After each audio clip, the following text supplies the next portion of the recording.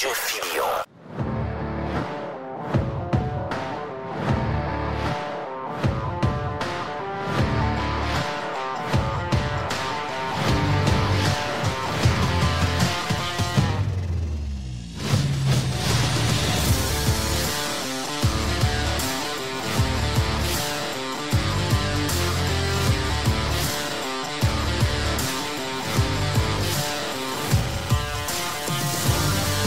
OK, on est de retour sur Radio Pirate Live.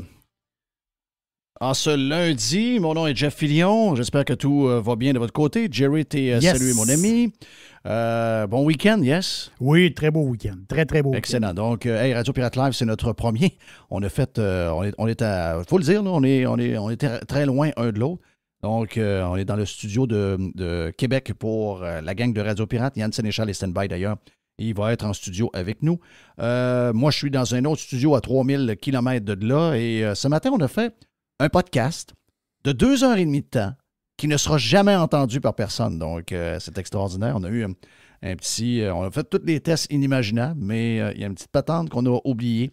Donc, pour les abonnés Prime, vous allez avoir... On va produire un autre podcast après. Donc, aujourd'hui, on va faire facilement 6-7 heures de podcast. Une bonne première journée.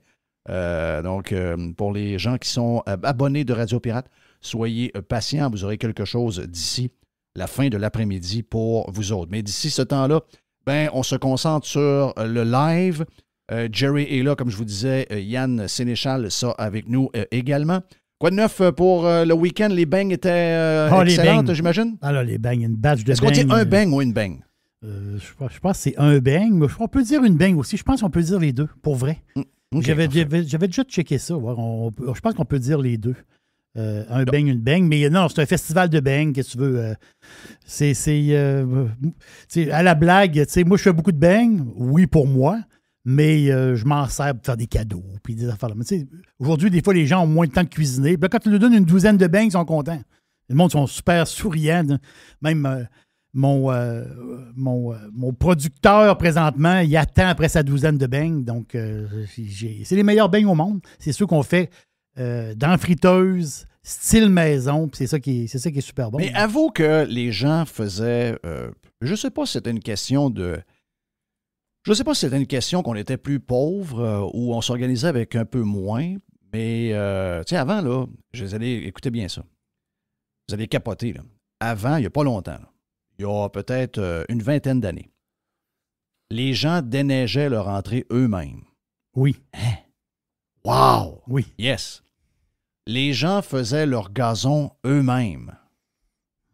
Quand on changeait la couleur de la maison à l'intérieur, mettons qu'il y avait une pièce qui était un peu de rouge dedans, le rouge est peu à mode, il n'y avait pas un peintre qui arrivait, il y avait des gens dans la maison, là, pas des étrangers, à qui on donnait 600$.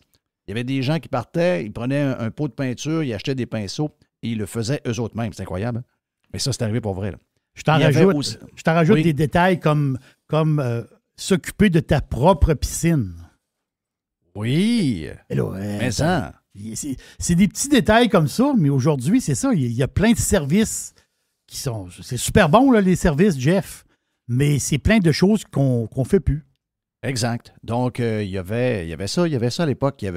Puis, regarde, on peut en rajouter, là. Le gazon, je l'ai dit, les mauvaises herbes. Il y avait... il y en a plein, là. Maintenant, aujourd'hui, les gens font tout faire par tout le monde, incluant beaucoup de bouffe quand il arrive le temps des fêtes. Et dans le temps, les gens faisaient tout, incluant les pâtisseries du temps de Noël. Les gâteaux aux noix, les beignes, les biscuits de telle patente. Il y avait une panoplie de choses que les gens faisaient à l'époque et que les gens ne font plus aujourd'hui parce que, semble-t-il qu'on a moins le temps. Peut-être aussi que financièrement, on est plus capable de se payer de la bouffe overpriced alors qu'on pourrait la faire pour le 5e du prix. Mais sincèrement, est-ce qu'il y a un meilleur beigne que dans le temps des fêtes qu'un beigne fait à la maison? Qu'on va dégourdir tranquillement dans le four quand on en aura besoin, parce qu'on ne peut pas manger les 10 douzaines ou les 40 douzaines qu'on va faire pour la famille au complet dans une fin de semaine. Il faut le faire sur une longue période. Je te dirais même que le trip, c'est d'étirer même Noël après, parce que Noël finit, donc le temps des fêtes finit à la fête des rois le 6 janvier, pour plusieurs. Quoique ça, c'est fini aussi, j'imagine. Donc, on est rendu plus au 3 janvier. Les gens retournent au travail. Et là, ça finit. Eh bien, dans le temps, les choses de Noël qu'on avait, on pouvait les étirer pendant des semaines et des semaines de temps. On avait jusque, finalement, fin janvier, quasiment début du mois de février, jusqu'au carnaval, finalement. Tu parlais de bouffe tantôt, justement. J'ai eu un flash. Les confitures, les gens faisaient leur propre confiture. Les gens faisaient leur confiture, yes. Les marinades. Tu sais, aujourd'hui, les marinades, on achète le pot de Bix, puis regarde, ça ne dérange pas. Là, sors la dinde, fais cuire une dinde, puis mets les. Avant les gens faisaient leur. T'as raison, les gens faisaient toutes ces patentes-là eux autres mêmes, yes. Il n'y avait pas de sachet de poudre pour faire la sauce, là. Ils montaient leur sauce eux autres mêmes. Ils faisaient bouillir les eaux. Ils mettaient gaz. C'est ça. Il y avait une espèce de processus de bouffe, oui, qui prend beaucoup d'heures, mais quand tu fais ça à la gang, moi, samedi, là, on l'a embarqué dans une trolley de beignes, Jeff, là.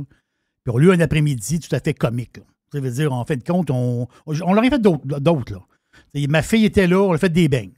On a mangé pas mal. Un petit peu de musique de Noël. Il me semble que quand tu fais ça, tu mets de la musique de Noël, non? Musique de Noël, puis un peu de country à travers. Fait que ça a bien fait, yes. ça a bien fait. Exactement. Yes.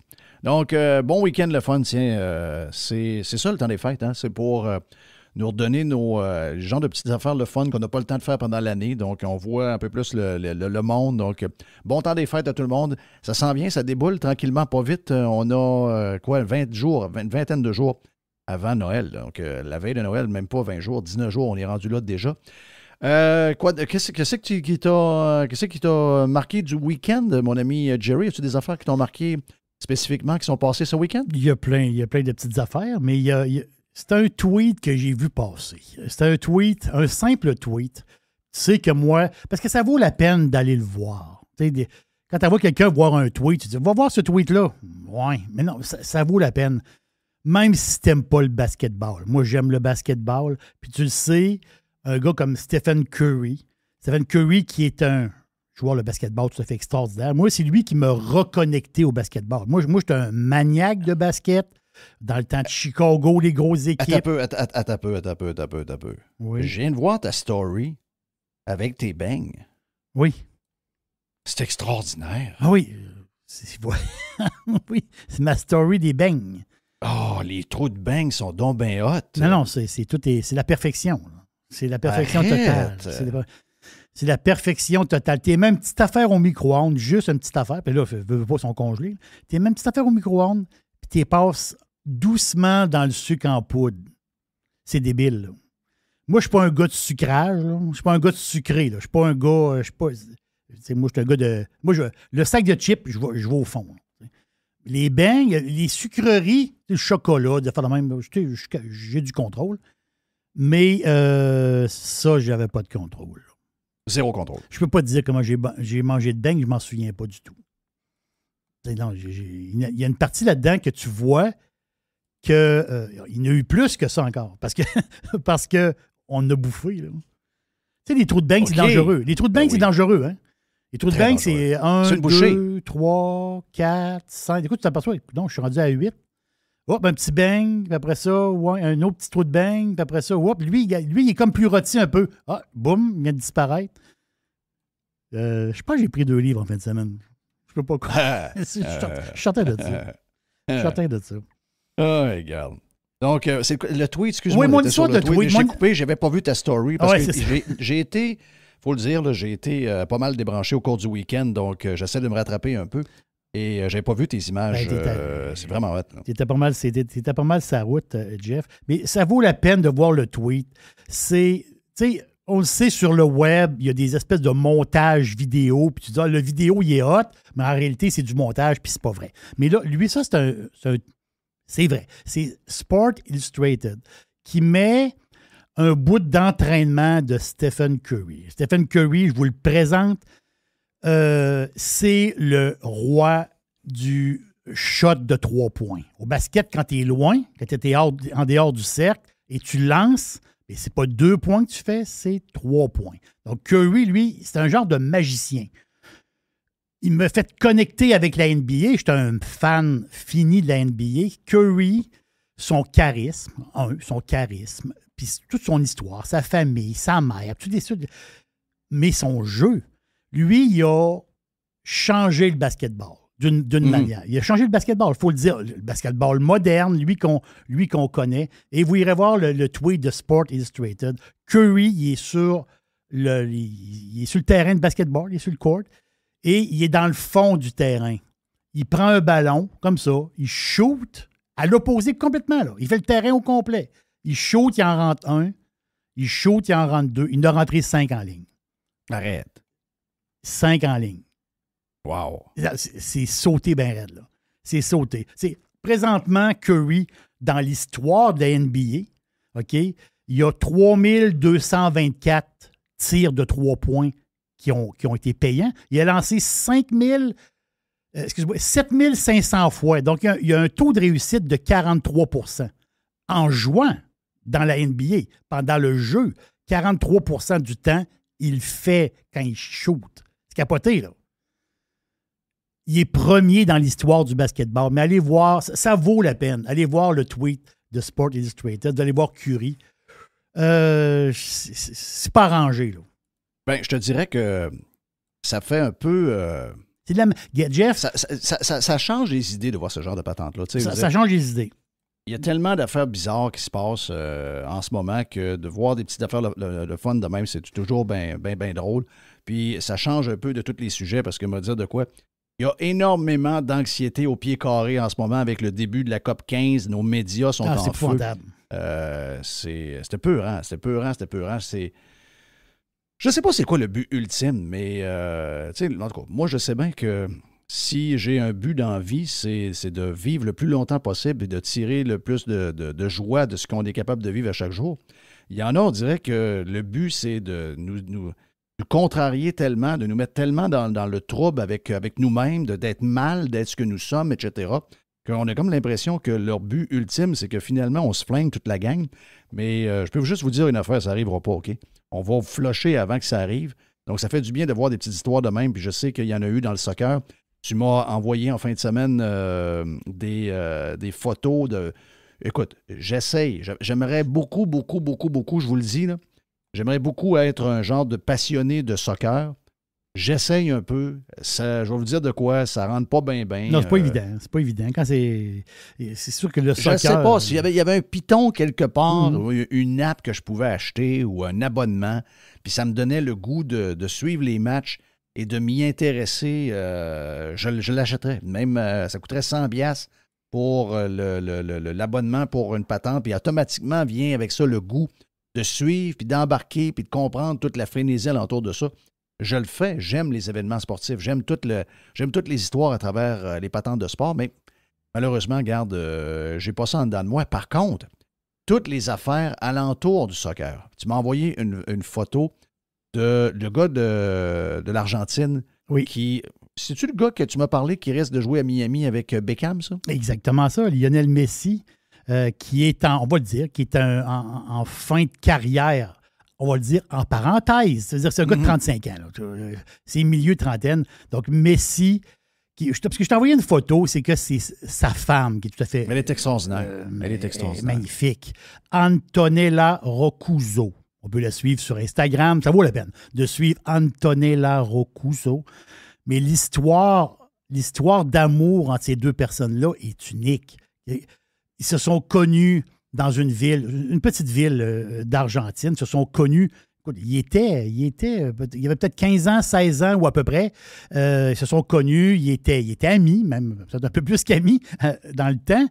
Mais lui, Messi, qui était un talent incroyable de foot, lui, à un moment donné, il a fallu qu'il parte pour l'Europe. Il est parti pour l'Europe et sa dulcinée, elle n'a pas fait le voyage. Elle est restée en Argentine. Et au début, on sait qu'au début, il n'était pas riche, ce gars-là, au début. Mais aujourd'hui, c'est un gars qui vaut quoi? Mais dans sa carrière, on l'estime qu'il aurait fait à peu près 1,2 milliard. Donc, salaire et publicité, etc., etc. Mais l'histoire, la photo que je t'ai envoyée, c'est la famille. Lui, sa femme, puis les 3 enfants. La photo est super bonne. Antonella qui suit son homme, les enfants sont toujours avec elle. Je trouve que ça fait un peu mon oncle. Tu veux dire quoi? Mais ça fait un peu mon oncle. Ben, c'est une famille unie.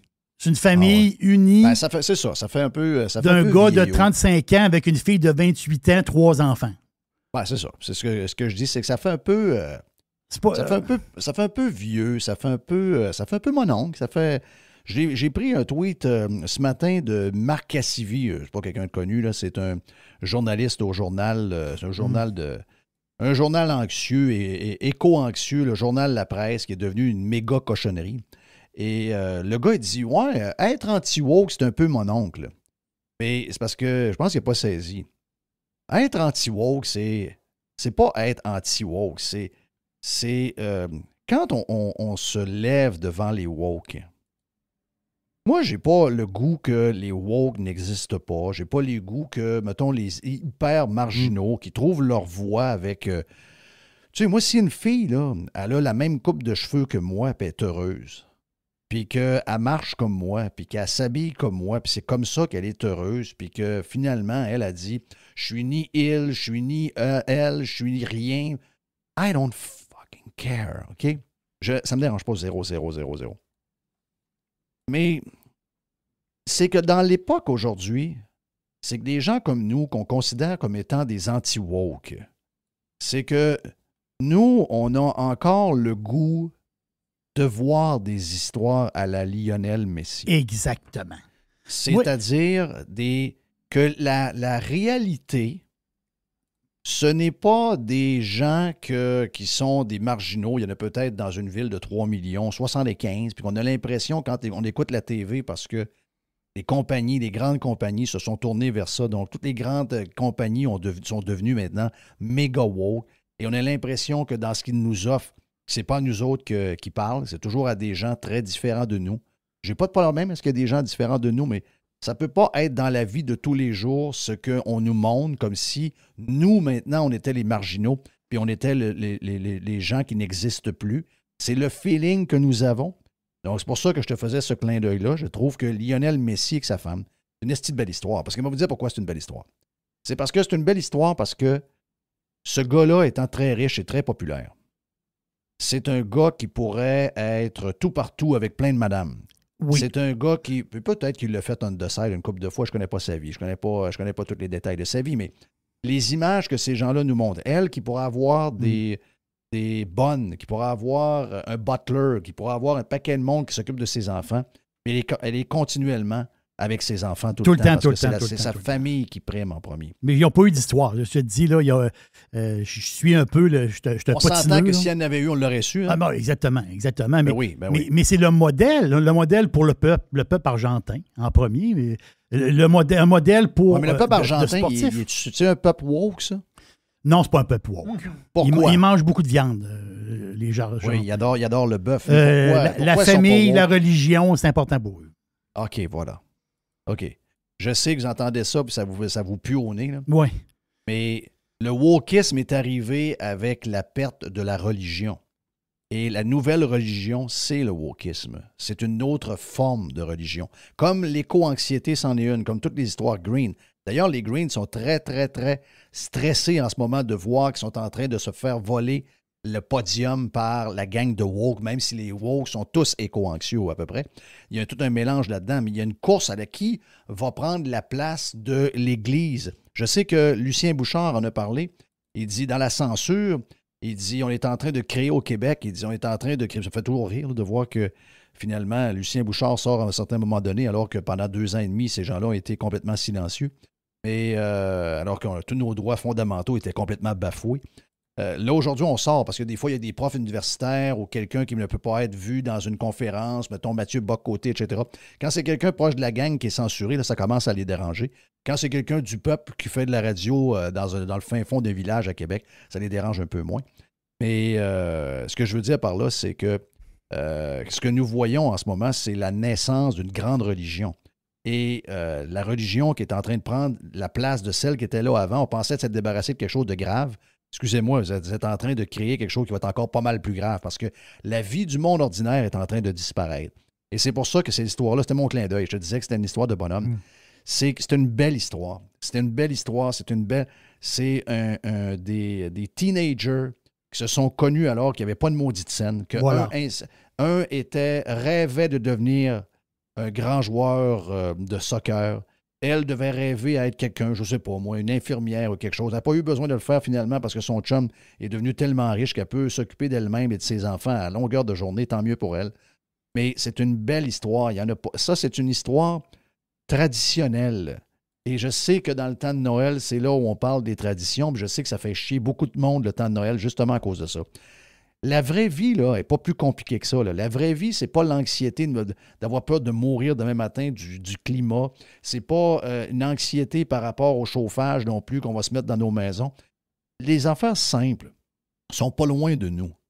Et n'ayez pas honte d'avoir une vie banale. Une vie qui, aux yeux de certains, est une vie un peu de bonhomme. Le gars de la presse le dit, c'est une vie de mononcle. N'ayez pas honte de ça. L'histoire de Lionel Messi, c'est une belle patente. Et je sais que le soccer est peut-être pas aussi « Ah, il y en a, c'est une gang de momounes sur le terrain, c'était ici, c'est ça. » Mais vous remarquez que quand les gens arrivent, ils sont super bien habillés, ils font attention. Ils n'ont pas l'air à des astis de weirdos comme la gang de la NBA. Quand vous voyez la gang de la NBA arriver avant un match de hockey. Regarde, si vous voulez savoir comment la société est complètement fuckée, regardez ça. Complètement. Moi, en fin de semaine, j'ai fait le mononcle. Là. J'ai été avec ma femme et ma fille, puis on a fait des beignes pendant 6 heures de temps. Comme dans le temps. Ça, c'est-tu mon oncle, ça? C'est mon oncle, ça, cette histoire-là? Ben, si c'est mon oncle, là, m'a dit de quoi. Moi, j'ai pas de misère avec ça, parce que c'est un peu ce que dit Marc Cassivi. La vie normale, c'est mon oncle. La vie normale, c'est mon oncle. Ouais. Ben, je veux juste vous dire une affaire. C'est sûr que ça sonne drôle. Tu sais, tu dis, ouais, je suis mon oncle. Sauf que le but, c'est quoi? C'est-tu d'être heureux? C'est-tu d'être anxieux? Non, moi, je pense que c'est pas mal d'être heureux. C'est d'être bien. Et dans les choses les plus simples, qui sont un peu peut-être, aux yeux de certains, c'est un peu outdated. C'est un peu comme dans l'ancien temps. Ben, essayez-le un peu. Ayez pas honte. Ils sont pas loin de vous. Faites-vous pas intimider par la gang qui veulent que leur monde fucké soit notre monde de demain. Votre monde ordinaire, votre monde de mononcle, c'est le monde qui est le monde probablement le plus tripant. Écoutez, là, un milliardaire, un des gars les plus suivis sur la boule, sur Instagram, un des gars qui influence le plus de monde sur la boule. Le gars, là, ben oui, c'est sûr qu'il y a de l'argent, c'est sûr qu'il y a un beau char, c'est sûr qu'il y a une coupe de cheveux à 1000$ à la tête. C'est sûr, il peut se permettre ce qu'il veut. Mais ses valeurs de base, c'est des valeurs de mononcle. Et les valeurs de mononcle, ce sont les plus belles. Donc, joyeux temps des fêtes, c'est ça que je veux vous dire. Puis, c'est le fun ce que tu as fait en fin de semaine. Regarde, je trouvais ça hot, les images. C'est où que les gens peuvent le voir s'ils veulent voir tes beignes d'ailleurs? Sur Instagram. C'est Jerry l'aubergiste. Jerry l'aubergiste sur Instagram ou sur Facebook. Vous allez voir les beignes passer, vous allez trouver ça le fun. Thank you, man. Hey, on s'en va vers plus de Radio Pirate Live. On a Yann Sénéchal qui est stand-by. On a la boîte à Jerry et également un bout de poubelle à Jeff un peu plus tard pour lancer la semaine sur Radio Pirate Live. On vient. RadioPirate.com. A definite breakthrough step in home entertainment. Pirater, c'est légal. RadioPirate.com. Radio Pirate. 100%. 100%. Pirate.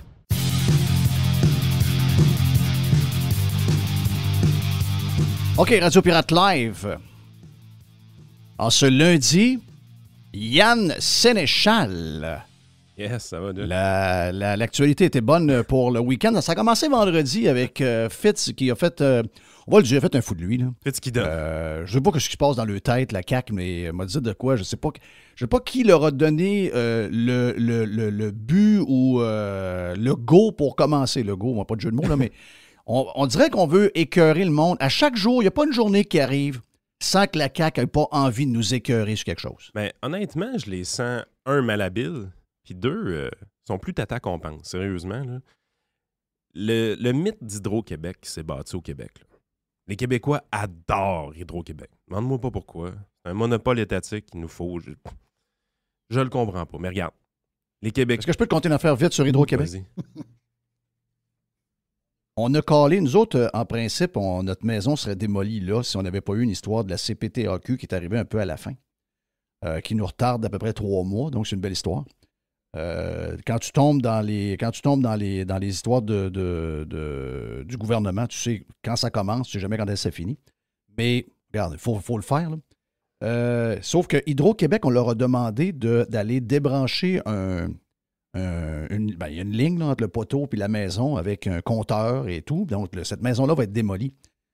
Et en principe, elle est supposée d'être enlevée, la boîte et l'électricité enlevée depuis le milieu octobre. Quand on allait dans notre demande qu'on a fait à Hydro, ça nous disait opération en cours réglée avant vendredi, genre le 18, je donne une date de même, genre le 18 octobre, c'est peut-être le 17. Là. Et dossier en cours, dossier quasi réglé. Nous autres, on est-tu rendu quasiment à Noël, puis il y a encore une boîte électrique avec un fil qui pend entre la maison, puis là, entre le poteau puis la maison? L'enfer. Et là, tu essaies d'appeler, ouais, mais là, on ne sait pas trop. C'est le bordel chez Hydro-Québec en ce moment. Donc, je ne sais pas de quoi les gens sont fiers. Et en ce moment, d'après moi, c'est un des réseaux les plus fragiles. C'est un des réseaux les plus désorganisés. Il y a un paquet de salaires là-dedans. Il y a beaucoup de gens à 100 000 $ par année et plus. Il y a des fonds de pension extraordinaires. Mais la réalité, c'est que vous avez une des compagnies les plus désorganisées d'énergie en Amérique du Nord. Écoute, il y a de l'électricité qui s'est produit là, puis qui se produit encore à des taux qui sont ridicules. Les premiers barrages qu'on a construits, c'est hallucinant comment ça coûte pas cher à produire. Mais évidemment, c'est plus ça. Là. Si tu veux faire un nouveau barrage aujourd'hui, ça va coûter probablement plus cher que ce qu'on nous charge réellement les Québécois. Parce que, faut le dire, on ne se fait pas charger cher au niveau résidentiel pour l'instant.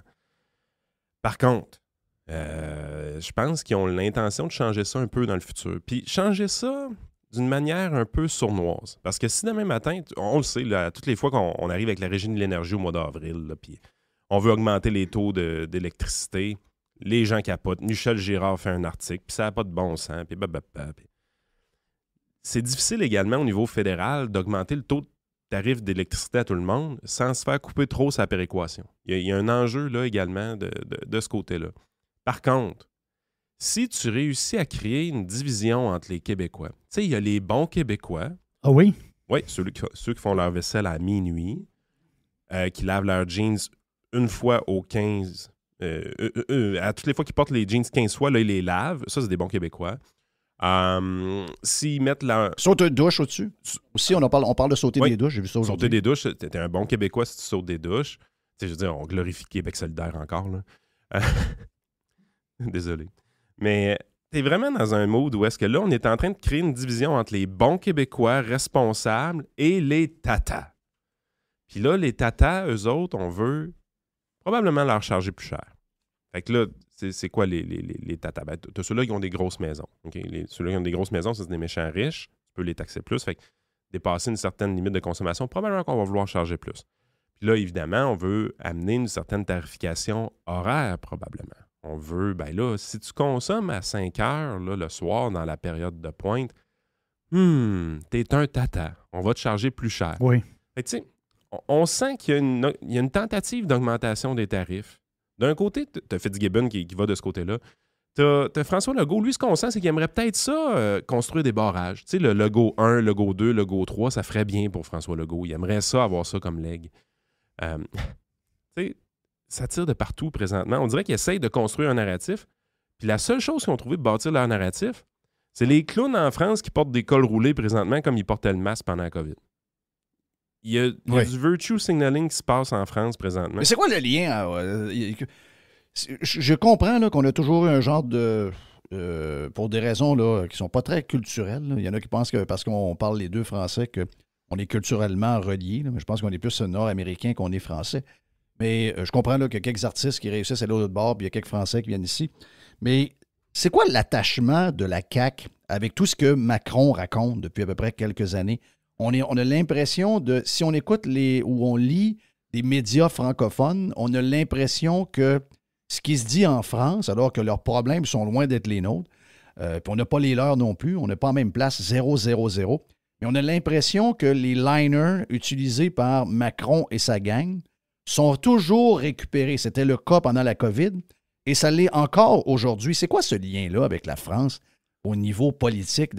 C'est-tu un parti, je parle de la CAQ, c'est-tu un parti qui est tellement incompétent, qui n'est pas capable de bâtir son agenda lui-même, qui a besoin de voler les liners et les sujets français pour avoir l'air de quelqu'un qui sont en charge de quelque chose? C'est carrément ça. François Legault est mauvais. Point final. Là. Il n'y a aucune originalité, ce gars-là. Là. Fait que la seule chose qu'il est capable de faire, c'est en France, ils ont ce discours-là. Ils mettent des cols roulés. On fait pareil. On va l'essayer. Hey, Fitz, mets-toi un col roulé. Va parler au peuple. Non, ce n'est que ça. C'est la Et c'est quoi le terme? C'est sobriété climatique? C'est quoi sobriété énergétique. Je pense que c'est ça, hein? Okay. Énergétique. Sobriété énergétique. C'est... OK. Puis et ce qu'ils pensent, puis moi, c'est ce que j'ai peur, c'est les Québécois. Moi, j'ai l'impression que, pour une raison, pas les gens comme toi, pas les gens que moi je connais, pas les gens que je côtoie, mais les gens qui ont élu, 95, 96, 94 élus CAQ à la dernière élection, qui savaient très bien qu'ils étaient menés par une gang de pas bons. Probablement que les autres n'ont pas été capables de se faire bien, ne sont pas bien vendus pour être pas capables de battre des pas bons de même.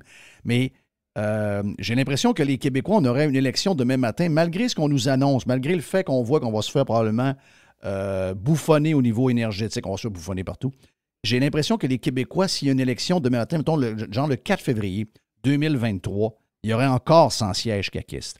Qu'est-ce qu'ils font, malgré le fait qu'ils écœurent tout le monde à tous les jours, malgré que c'est une gang d'incompétents, qu'est-ce qu'ils font d'assez bien pour que les Québécois aient le goût de les remettre au pouvoir encore?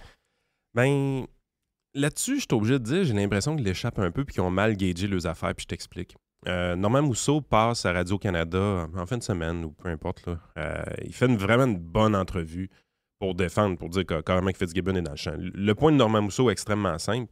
On a des difficultés d'approvisionnement pendant quelques heures dans une année, dans des périodes de pointe. En janvier. Ouais, quand il fait moins 30 dehors, là, à ce moment-là, on a des difficultés d'approvisionnement. Mais encore là, c'est pas qu'on manque d'électricité, c'est qu'on importe. Pendant quelques heures. On la paye cher. Ouais, exactement. Pendant quelques heures dans l'année, on importe de l'électricité. Ça devrait pas, mais c'est comme ça. Puis il fait fret, là, des fois, là, quand c'est moins 30 dehors, les maisons, ils chauffent. On a voulu toutes les chauffer à l'électricité, ben, c'est un peu ça qui se passe. Mais ça, c'est quelques heures dans l'année. Fitzgibbon, lui, quand... Ah, t'as peu, Yann. Tu viens de dire deux affaires importantes. Un des endroits plutôt, les plus froids au monde, OK, de par notre situation géographique. Ouais, mais on est plus au sud que l'Europe. Oui, mais l'Europe sont influencés par le courant jet, et le courant jet influence la température avec le Gulf Stream. Exact. Donc, si demain matin, il n'y a pas de Gulf Stream, puis que quelqu'un trouve la switch de ce Gulf Stream-là, l'Europe, tout le monde meurt. OK? Il va faire moins 25, moins 30, donc ils vont mourir. On est dans un des seuls endroits au monde où les écarts de température sont si grands, en 30 et moins 30, en l'espace de quelques mois. On l'a vu, il y a 3 semaines à peu près, la dernière fin de semaine de novembre, faisait 24 degrés, 2 semaines après, faisait moins 15. Donc, même pas une semaine après, la fin de semaine d'après, c'était une affaire comme quasiment 25-30 degrés de différence. Donc, on est dans un des endroits les plus... Ça, je veux dire, il faut le considérer. Ah oui, mais les Québécois, ils consomment beaucoup d'électricité. Oui, mais on consomme de l'électricité parce qu'on est dans un des climats les plus rigoureux de l'hiver. Il n'y a pas grand monde sur la boule dans l'hémisphère sud ou dans l'hémisphère nord qui peut avoir des températures aussi froides. Et ça inclut pas mal de places où il n'y a pas de monde en Russie. On est dans les pires. Les autres qui sont capables, comme nous autres, d'être à peu près dans la même place, c'est, mettons, l'Ouest canadien. Oui, il peut avoir des redoux à cause du Chinook, mais ils peuvent avoir des températures très froides parce que, bon, il y a du moins garant. Il y a le vortex polaire qui se déplace, puis ils sont souvent les premiers à le subir, mais ils sont au gaz parce qu'ils ont fait des choix de diversifier leurs sources d'énergie. Nous, ce que tu viens de dire, c'est le temps de leur rappeler à tous les jours, ces câlisses-là. C'est qu'ils nous ont obligés dans les années 80, quasiment, à switcher d'une diversité de sources énergétiques à se concentrer uniquement sur l'électricité. Dehors, le mazout, dehors, l'huile à chauffage. Peut-être que c'est une... Mais jamais on a pris l'initiative de dire on va fournir le gaz naturel à tout le monde. On va faire ce qu'il faut au niveau des infrastructures. On va l'amener dans tous les quartiers et les gens se chaufferont avec un système biénergie. Quand il y aura des grands froids, on prendra un peu de gaz. On fera ce genre-là, comme ça, on ne sera pas à côté uniquement sur le système électrique de toute la patente. Ben non, ce qu'on a fait, c'est qu'on a passé le gaz naturel dans les années 80 sur les rues principales. On a fourni les restaurants, on a fourni les bâtisses du gouvernement, on a fourni les bâtisses à bureaux, on a fourni les écoles, les patentes de même, mais on n'a jamais fait ça pour le résidentiel. Et excusez-moi, là, on a suivi ce qu'ils nous ont demandé et ce qu'ils voulaient qu'on fasse. Aujourd'hui, on va être punis à cause de ça. Oui, mais il n'y a même pas d'enjeu, c'est ça l'affaire. Puis, tu sais, quand je te disais, c'est un mauvais calcul politique au niveau de la CAQ, c'est que, tu sais, nous autres, on est choqués. Mais nous autres, on est tout le temps choqués, il paraît. On est des cabochons. On est tout le temps choqués. Mais je pense que l'électorat de la CAQ est choqué aussi. Tu sais, les messieurs en robe de chambre à 6h30, là, Oui. chez eux, là, il fait-tu 17 ou il fait 24? Il fait 24. Bon, je pense que les messieurs en robe de chambre qui votent pour la CAQ à 6h30 le soir, là, ils sont pas contents. Le gars qui a salué Bernard Drinville là, dans sa porte. Ouais, là. je pense... D'après moi, il fait pas mal 24 dans son appartement. Oui, exactement. Fait que, tu sais, je pense que c'est un mauvais calcul politique. En plus, les Québécois sont fiers d'Hydro-Québec. Tu sais, si tu t'en vas leur dire, ouais, on a des problèmes d'approvisionnement, comment ça? Comment ça, Hydro-Québec n'est pas capable de nous fournir? Oui, je comprends. Moi, je pense que c'est un mauvais calcul politique, ce qu'ils font. C'est hallucinant. S'il y a un endroit, dans tout ce que les Québécois ont à s'occuper, là, ils savent qu'ils ont un système de santé de marde. Là. Mais il y a une chose que les Québécois se cassaient pas la tête, c'est l'électricité. Là, tu es en train de lui dire qu'il va falloir faire du rationnement. Parce que c'est du rationnement. L'efficacité énergétique, c'est du rationnement. Puis que les gens le fassent de manière volontaire, c'est bien correct. Là. Il y a toutes sortes de technologies qui nous permettent de faire des choses qui sont vraiment le fun avec nos maisons. Oui. Moi, On est les premiers à ne pas vouloir chauffer trop pour rien. On est les premiers à ne pas vouloir utiliser trop de courant. Le courant, il a déjà été bon marché, sérieux, quand on compare à la quantité qu'on a besoin, nous, comparativement à d'autres endroits dans le monde, même si les gens ailleurs en Amérique payent un peu plus cher le kilowatt-heure. Il n'est pas taxé. Nous, le nôtre est taxé de 15 % à la vente. Mais en plus, on s'en sert énormément à cause de notre climat, puis on a décidé de chauffer. Donc, ça commence à être problématique dans le budget. Là, les gens ont faim, puis en plus, tu leur dis qu'il va faire fret dans la place. non. Je ne sais pas c'est qui est conseil, mais à un moment donné, ça va péter cette affaire-là. Oui, puis dans leur électorat, à mon avis, ça passera pas parce que justement, dans l'entrevue avec Normand Mousseau, la fille, la journaliste, a dit clairement qu'ils se sont fait bombarder de réponses négatives sur leur site de Radio-Canada. On parle pas de Radio Pirate, là. On parle de Radio-Canada. Non. Le monde sont en sacrement après fait ce qu'ils donnent. Là. Puis surtout que le monde n'est pas cave à temps plein. On est cave souvent, mais pas à temps plein. On avait 40 terawatts de surplus énergétique en 2019. On en exporte une vingtaine à peu près. Puis on pense que dans les prochaines années, il y en a une vingtaine qui vont passer en électrification des transports, augmentation de la population, passage du mazout à l'électricité dans l'industrie. Les chars électriques, puis toutes ces affaires-là. On pense qu'on a une vingtaine qui va passer là, OK. mais on a signé des contrats d'exportation sur 20 ans. Fait que là, Fitzgibbon, là, ce qu'il est en train de faire, là, Fitzgibbon. J'aime bien ça. Fitzgibbon des chèques. Lui, Oui. là, au ministère, là, son super ministère de l'économie, là, il aime ça donner des chèques. Il aime ça donner des subventions. Oui. Mais il aime ça aussi donner des bons tarifs pour des bonnes entreprises. Il aime bien. Mais le gars, il veut continuer d'être capable de donner des bons tarifs électricité à des centres de données, par exemple, ou des choses comme ça. Mm-hmm. Mais on n'en exporte pas cher aux États-Unis aussi. Puis là, les Québécois, ben, la population augmente puis ils consomment.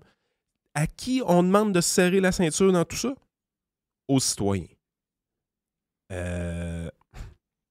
Pourquoi on l'a nationalisé déjà, Hydro-Québec? Là? Faites juste ça nous appartient, ça, il paraît. Là. Ben, le but, c'est, on disait, ça nous appartient. On va avoir des tarifs à des prix bas. On chauffe pas mal parce qu'on a un climat rigoureux. Donc, on va être toujours privilégié au niveau énergétique. Mais là, c'est en train de... Ben, à force de vendre de l'électricité à des prix ridicules à des partenaires voisins, parce que là, on s'entend que le client qui paie le plus cher de tous les clients d'Hydro-Québec, c'est pas les centres de données. C'est pas la grande entreprise. C'est pas Alcan ou / Rio Tinto. Les Américains. C'est pas les Américains non plus qui payent le plus cher. Ceux qui payent et de loin le plus cher le kilowatt-heure, c'est nous autres maintenant.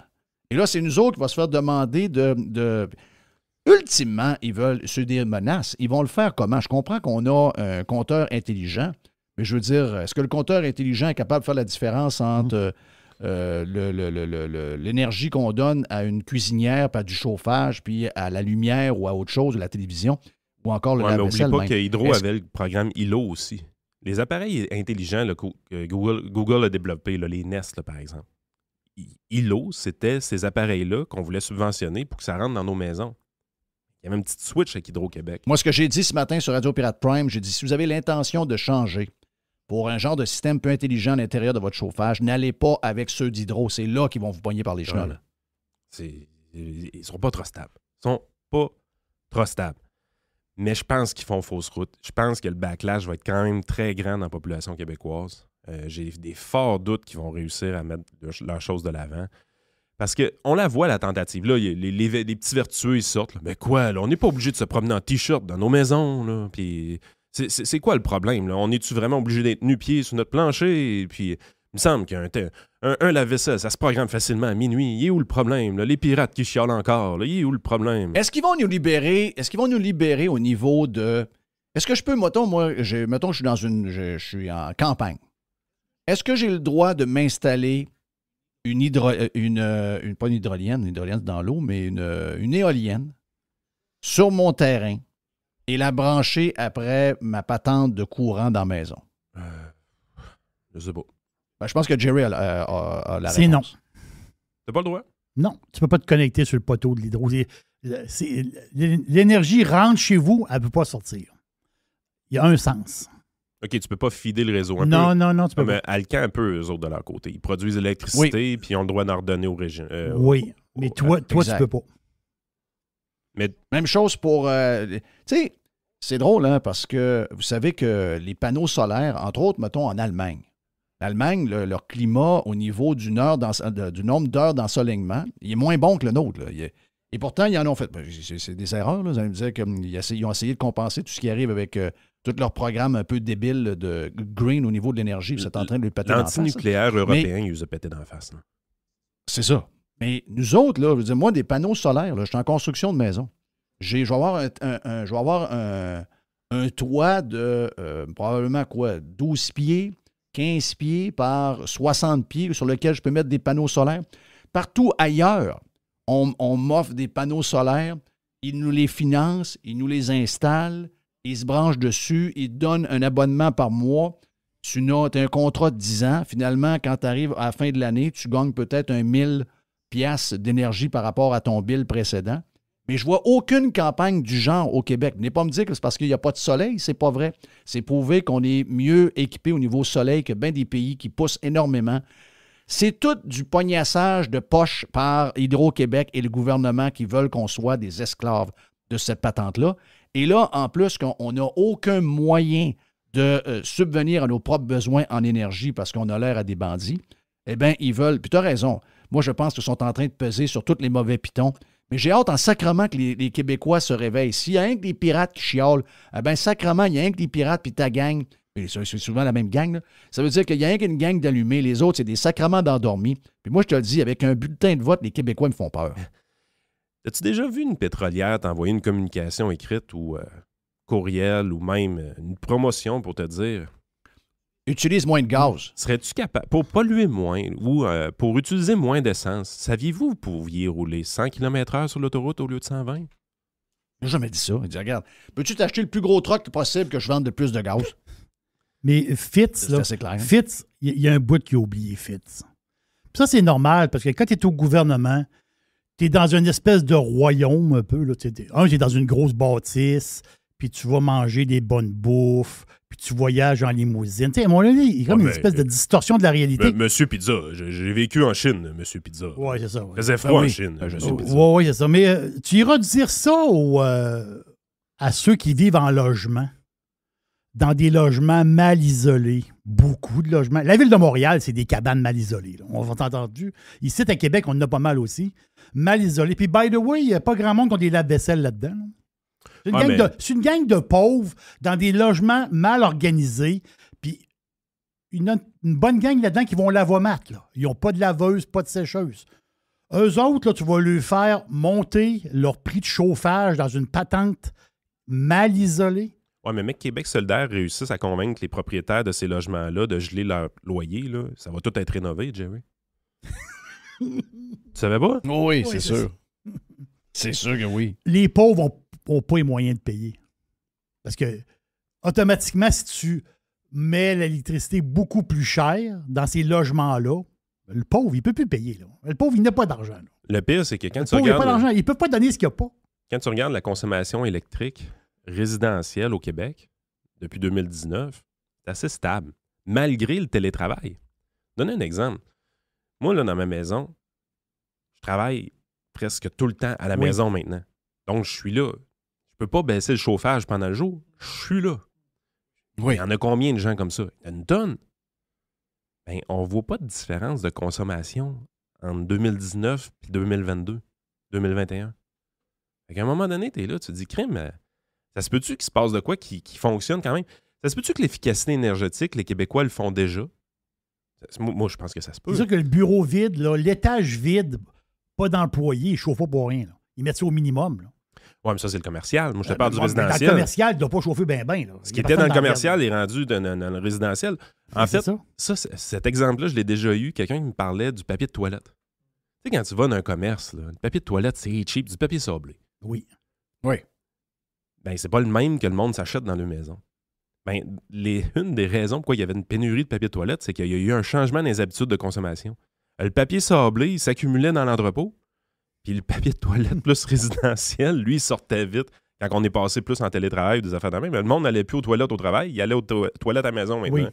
Tu sais, faut que ça sorte. Là. Les chaînes d'approvisionnement, ça bouge tout ça. Fait qu'on aurait pu s'attendre avec les gens que dans le résidentiel, le télétravail, tout le monde est en télétravail, l'électricité, ça va monter dans le plafond. Pas tout. Tu regardes les chiffres puis tu vois pas de différence. Fait que là, maintenant, t'es là, tu dis, on est en train de capoter pour rien. Parce qu'il y a des améliorations qui se font à toutes les fois qu'on détruit une maison des années 50 puis qu'on remplace ça par une maison des années 2020. Ben, côté énergétique, il y a un gros pas de plus en avant qui a été fait, là. C'est pas les mêmes matériaux, c'est pas les mêmes normes, c'est beaucoup plus efficace. Hey, des fois, on parle de 40% de différence de consommation énergétique entre une maison bien isolée, flambant neuve, puis une vieille cochonnerie. Ben oui. Tu sais, le gouvernement n'a pas d'affaires là-dedans. Hydro-Québec n'a pas d'affaires là-dedans. Il n'y a pas d'affaires d'un paquet de patentes. Il est là, anyway, tout le temps. Hey, pour finir. Mais là, on va nous juger, Jeff. Ah oui? Mais là, ils se le donnent. Il va y avoir des catégories de citoyens encore. On est en train de construire un narratif pour être capable de juger les gens, puis pour être capable que certains vertueux puissent s'afficher publiquement avec leur col roulé. Les Français le font, ça marche. On le fait nous autres aussi. On va me magasiner un col roulé, moi aussi. Oui. Ma question à toi. On change de sujet complètement. Carey Price, un des gars les plus aimés du Québec. Carey Price, est-ce que Carey Price est un conservateur? Va-t-il voter pour Poilièvre? Est-ce que Carey Price a fait une erreur dans la semaine?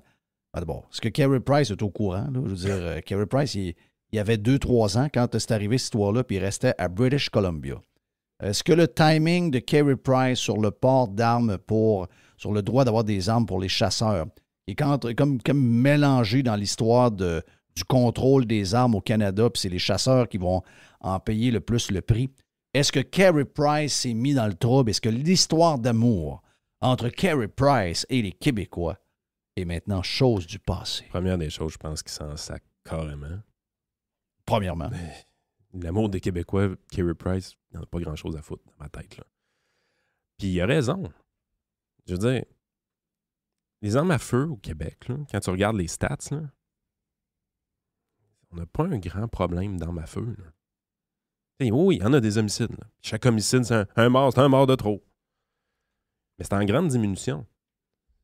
Oui. Les années 80, on en avait parlé la semaine passée, les années 80, c'était à peu près 100, 110, 120 par année. Aujourd'hui, on est à 40, 45, 50 pour l'île de Montréal. Pendant ce temps-là, la population de l'île, elle a augmenté beaucoup. Oui, là. ben oui. Tu sais. Puis, est-ce qu'on peut, regarde, en tout respect, moi je me rappelle, c'est quelque chose qui nous a marqué, veux pas, moi je me rappelle, tu étais plus jeune, Yann, puis moi je commençais ma vie d'adulte, ma vie professionnelle, je me rappelle exactement où j'étais, et c'est quelque chose qui nous a shaké, c'est drôle, hein? C'est la journée que c'est arrivé, c'est la journée de la fête à ma blonde en plus. 89. C'est la fête à Mme Poubelle, donc 6 décembre, et je me rappelle, là, c'est pas quelque chose à prendre à la légère ce qui s'est passé, il y a quelque chose de grave qui est arrivé, sauf que pas une raison de faire des on lois. est quand même capable de débattre d'un sujet semblable sans faire le lien entre les deux. Là. Je pense que en ce moment, on essaie, tu le dis, là, il y a une recrudescence, mais dans les chiffres, quand on relative, c'est quand même moins grave qu'on nous le dit. Sauf qu'il y a peut-être des gangs de rue là, qui sont en train de nous amener des histoires avec des guns qui sont illégaux bien souvent. Donc le crime semblent être en train de se passer des guns entre eux autres, puis il y a des victimes dans le gang, il y a peut-être des victimes collatérales également, mais est-ce une chose est sûre, ça n'a rien à voir avec les gars de chasse, ça n'a rien à voir avec les filles de chasse, ça n'a rien à voir là-dedans. Sauf qu'est-ce qu'on est capable d'avoir une discussion, peut-être le timing à 24 heures ou 48 heures de l'anniversaire, mais je veux dire, somme toute, là, je veux dire, on peut jaser de ça sans tout le temps ramener l'histoire de l'école polytechnique, non? Est-ce que c'est mal vu de faire ça? Ben écoute, là, c'est parce qu'à un moment donné, on peut pas en parler telle journée, on peut pas en parler telle journée, on peut pas en parler telle journée. C'est Poche qui est arrivé à la Polytechnique, mais c'était en 89. Puis c'était pas la journée de l'anniversaire, là, c'était une autre journée que ça. Là. Ah, mais là, c'était à quelques jours. Mais là, à un moment donné, là, vous cherchez des bébites, là. Le gars, il pense qu'on exagère avec le contrôle des armes de chasse. Oui. Il n'y a pas tort. By the way, le registre des armes à feu canadien, on l'avait scrappé. C'est parce qu'on m'a amené. Ça ne donnait pas les résultats qu'on voulait. Bon, là. Ça avait coûté cher en sacrament. 2 milliards. Là, ça avait coûté un bras et une jambe, puis finalement, ça n'a pas fait grand-chose. Mais là, les complotistes vont embarquer dans la patente, puis les complotistes, c'est comme exemple, on va dire ouais, mais là, c'est un programme de Trudeau pour désarmer la population. Puis quand la population va être désarmée au complet. Les complotistes se font troller aussi. Hein. non, mais si on regarde dans le monde les populations qui sont désarmées, mais c'est des populations qui sont à la merci du gouvernement. Mais là, il ne faut pas exagérer. Mais les complotistes, je ne sais pas s'ils s'en rendent compte qu'ils se font troller par les politiciens. Là. Les politiciens ont trouvé le plus bel épouvantail qu'ils pouvaient pas avoir dans les 2 dernières années. Les complotistes étaient un épouvantail parfait. Eux autres même, tu veux dire. Oui, parce que les politiciens ont besoin des complotistes présentement. Parce que les complotistes, c'est un épouvantail parfait. Tu sais quoi qui est le fun? Quand tu as un adversaire politique, tout ce que tu as besoin de faire, c'est de le garrocher dans le tas des complotistes. Tu prends ton adversaire politique, puis toi, tu es un complotiste. Tu colles l'étiquette, puis tu viens de t'en débarrasser pour 2 semaines. Ouais.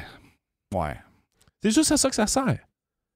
Puis ils se font troller. C'est juste que c'est à ça que ça sert, mais en même temps, ça sert à personne. Mais non, ça... Parce que ça finit ça finit le débat. Tu sais, je veux dire, après ça, il n'y a plus de débat possible. Une fois que tu es étiqueté, même si tu ne l'es pas, le mal est fait. Après ça, le sujet est terminé. Il n'y a plus de discussion possible. Mais, à un moment donné, les stratégies politiciennes, il faut les comprendre, il faut les voir. Tu sais, je veux dire, tout le monde a compris qu'on va se faire augmenter nos tarifs d'électricité selon la consommation horaire dans quelques mois. Là. Vous l'avez tout vu venir. Là. On voit qu'est-ce qu'ils font. Là. C'est assez évident. Là. Mais les gens vont être surpris au mois d'avril ou au mois de mai quand ça va être annoncé le projet de loi de Fitzgibbon. Le monde va être bien surpris. On ne l'a pas vu venir. Voyons. Regardez les faits. C'est un ballon lancé pour te préparer justement à ce qui va arriver. Là. C'est clair que c'est ça. Là. Les politiciens, c'est des mauvais acteurs, pas très brillants. Non. OK? Puis quand ils trouvent de quoi qui fonctionne, ils ont tendance à l'utiliser le plus longtemps qu'ils peuvent. Ben, ils ont trouvé 2-3 patentes qui marchent en France, mais là, ils copient la France sans arrêt. Après ça, ils ont trouvé que les complotistes, c'est un bouc émissaire parfait. Ils s'assurent que ça reste en vie, cette affaire-là, pour être capable de coller leurs adversaires politiques là-dessus. Tu sais, c'est... Hey, vite même, je suis en train de checker la TV. Quoi dire. Je viens juste de parler à partir de depuis 24 heures, 48 heures max. Est-ce que je comprends qu'il y a un problème de cyberviolence au Québec? Il y a un genre de regroupement de QS avec plein de monde, des élus. Il y a un gars du PQ aussi là-dedans. Il y a peut-être quelqu'un de je sais pas trop quoi. C'est quoi? Y a-t-il une histoire de cyberviolence sur le web? À cause que Twitter, là, putain. Là. Je sais pas, il y a un point de presse en ce moment, là, je vois ça. Là, je ne sais pas, il semblerait qu'il y a de la cyberviolence sur le web. Attends un peu, là. Les gens qui ont créé de la cyberviolence sur le web depuis 3 ans, là, ça vient pas mal du monde qui sont en train de dénoncer. C'est une journaliste, elle s'appelle Guylaine Marois. OK, c'est elle qui est à la tête avec... c'est ça que je vois à TV. Il y a des élus alentour d'elle. Attends un peu, là, la cyberviolence, si vous tombez là-dedans, il y a beaucoup de monde qui ont été victimes de ça. Puis je peux vous dire que j'en connais pas bien loin. Je regarde alentour de moi, j'en connais qui ont été intimidés, qui ont été bavés, qui se sont fait brasser, qui en ont même perdu le job. Je vois le vert, c'est pas compliqué. Thank you, Yann, pour ce début de semaine-là. C'est le fun de t'avoir en début. Et en fin de semaine, on va te revoir probablement vendredi. D'ailleurs, c'est bizarre parce qu'entre vendredi et lundi, on dirait que c'est passé une semaine quasiment. Les sujets ont été nombreux. Donc, si jamais vous voulez entendre plus de Yann, il y a son propre podcast. Et on va le revoir ici même. Vendredi. Vous êtes sur Radio Pirate Live. On vient dans un instant.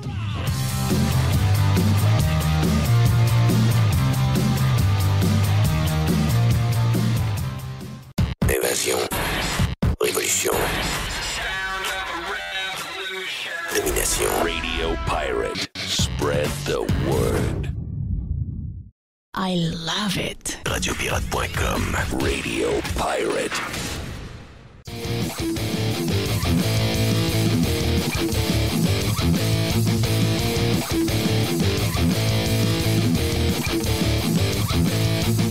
OK, de retour sur Radio Pirate Live. Après Yann Sénéchal, on va se mettre les deux pieds sur le pouf parce que habituellement, il se passe pas mal de choses dans une fin de semaine et il n'y a rien de mieux que la boîte à Jerry pour savoir exactement ce qui s'est passé ce week-end.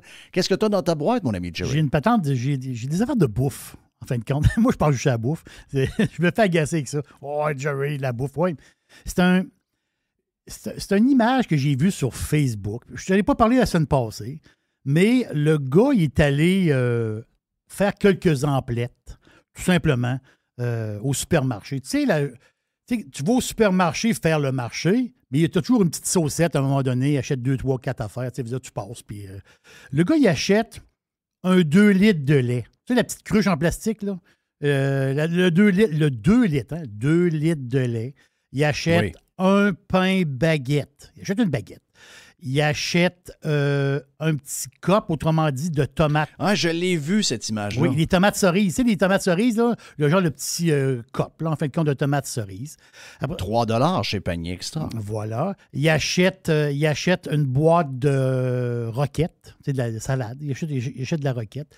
Il achète un petit paquet de jambon tranché. Tu sais, les jambons tranchés, 175 grammes, là. Donc, 175 grammes, là, tu fais un sandwich et demi. Là, tu vois le genre? Donc, il achète un petit paquet de jambon tranché et il achète un petit paquet, 100 grammes, de prosciutto. Donc, là, on tombe dans le luxe. Là. Oh boy! Les jambons, les jambons. Il n'a pas acheté 400 grammes. Là. Il a acheté un sachet de 100 grammes. Il dit, j'arrive, bip, bip, bip, bip, 30 piastres. Tu sais, il dit 30 piastres. Il sort du magasin, 30 piastres dans un sac, 30 piastres. Cruche de lait, 2 litres, pas un 4 litres, 2 litres. Un pain baguette, un petit cop de tomates, une boîte de roquettes, une petite affaire de jambon, puis une petite affaire de prosciutto, 30 $. Mais moi, j'ai fait le même calcul. Espagne. Là, tu vas te dire, Jerry, t'es donc bien tannant avec ton Espagne. Mais l'Espagne, là, OK, il y a une chose de le fun. Quand on va en vacances en Espagne, oui, il y a du soleil, je comprends. L'hiver, c'est plus frais un peu, c'est normal, c'est pas la Floride. Là. Mais l'Espagne, l'été, c'est le fun, il pleut jamais. C'est bien le fun. Mais ce qui est le fun en Espagne, c'est tu peux manger et boire pas cher. C'est pour ça qu'ils ont 80 millions de touristes par année, parce que les plus jeunes arrivent là avec des pack-sacs sur le dos et ils peuvent dormir, manger et boire pour pas pire. T'sais, ils peuvent s'en tirer très, très bien. Même à travers ça, ils peuvent avoir des petits restos. Je l'ai fait, moi. Je l'ai fait avec les prix espagnols. Même chose. La cruche de lait, le pain baguette, les petites tomates. OK? Ça me donne 11 €. 11 €, c'est 15,50 canadiens. Donc, c'est le double du prix. Quand je te disais Carrément. dans le passé... Moi, Tu l'as toujours dit. J'ai toujours dit. Tu l'as toujours dit, c'est le double du prix. J'ai dit, c'est ça. Si je vais au supermarché ici, puis ça me coûte 200, en Espagne, ça me coûte 100. C'est le sujet du jour, d'ailleurs, de TVA, je pense. Ils sont là-dessus. Je ne sais pas d'où ça vient. Là. Je veux dire, c'est pas d'hier que ça coûte cher. Ça coûte, en passant, là, ça coûtait très cher, la bouffe, avant que l'inflation arrive. Là. Ce qui nous fait mal à nous, au Québec, c'est que la bouffe était déjà plus chère pas mal qu'ailleurs en Amérique du Nord. Oui, c'est fait. Depuis qu'on se connaît, que je te dis que la bouffe ici, c'est le double. C'est le double. Puis c'est le double par rapport... Ben, regarde, on le voit là. Prenons l'exemple du... Le plus bel exemple, il est simple. C'est le poulet Costco. Et le poulet Costco... Puis là, parlez-moi pas de US. C'est par rapport à... Je t'ai arrêté dans un Buc-ee's hier. OK? C'est quoi, c'est un Buc-ee's? C'est probablement les plus grosses stations d'essence au monde. Il y en a quelques-unes. Il y en a combien, tu penses, tu me l'as dit? Il y en avait combien? Je pense qu'il y en a 43. OK. Donc, c'est c'est un centre d'achat, c'est pas compliqué, avec peut-être une centaine de pompes. Et les gens vont là, puis il y a de la bouffe, puis il y a un paquet d'affaires. Il y a des... Écoute, ma blonde a dit, c'est comme si c'était Noël à tous les jours. C'est comme si vous êtes le 24 décembre et que tout le monde a oublié de faire ses commissions. C'est ça, Buc-ee's. Donc, pas juste pour vous donner une histoire avec la valeur, là, parce que les gens sont toujours là, mais US, Canadien. Non, c'est pas parce que tu as $1 de pauvre que tu dois toujours faire l'échange d'argent. Là. Le gérant du Buc-ee's, qui est un magasin qui sent... c'est toi qui me l'as envoyé, la feuille. Donc, c'est un magasin avec 100 pompes de gaz. Le gérant de ce magasin-là, moi, j'arrêtais à celui de Saint-Augustine, juste en sortie de Jacksonville, sur le long de la 95. Les gens qui vont à Daytona Beach, si vous allez sur LPGA Boulevard, il y en a un qui est ouvert là depuis 2 ans. Et si vous êtes dans le coin de la Caroline, dans le coin de Florence, il y en a un qui vient d'ouvrir là. Donc, première sortie quand vous descendez du nord, vous arrêtez chez Buc-ee's, puis dites-vous que le gérant de la bâtisse dans laquelle vous êtes, il gagne 225 000 US. Puis que le gérant du lave-auto, il gagne 125 000 US. Puis la personne à la caisse, ça fait 23 US. Donc, dites-moi pas, moi, mais ça, c'est US versus Canadien. Non, arrêtez de faire ça. C'est fatigant, ça. C'est parce que nous autres, on a $1 de pauvre, on est toujours en train de le convertir. Faites pas ça. Ce que je veux vous dire, c'est que le poulet Costco, que nous payons depuis toujours 7,99, qui est certainement un item à perte en passant, il est à 4,99 quand vous êtes l'autre bord. Vous en achetez un par semaine. Est-ce que ça vient de me coûter 150 $ de plus dans un endroit où on est le plus imposé, le plus taxé au monde? Ça veut dire que l'argent qui nous reste après notre paye, si on fait chacun 100 000, l'autre côté, lui, il en reste 75 000, puis nous autres, il nous en reste 65 000. J'arrondis les chiffres vite, là, OK? Et là, en plus d'avoir 10 000 de moins en impôts, et à chaque fois que je vais consommer, ça va me coûter à peu près 8 à 9 % de plus, parce que les taxes sont plus élevées, mais en plus, les prix à consommation sont... Ben, regarde, sur le poulet Costco, c'est 150 $ de plus pour l'année pour avoir un poulet par semaine. Mettez ça sur l'essence. Mettez ça sur la bouteille de vin. Mettez ça sur les poitrines de poulet que vous avez besoin.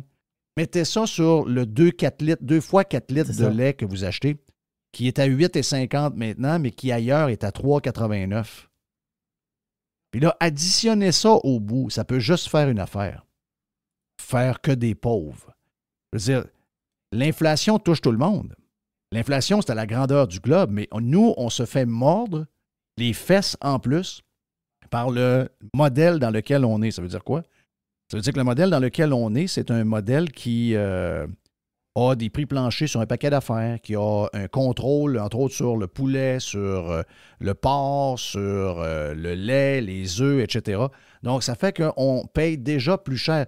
Donc, si on payait déjà 30, 35, 40 % plus cher qu'ailleurs en Amérique et 50 % plus que ce que tu nous as donné comme exemple en Espagne, bien, le 8 % sur quelque chose qui est déjà le plus cher de tout, bien, sacrément, finalement, c'est un 15 % pour nous.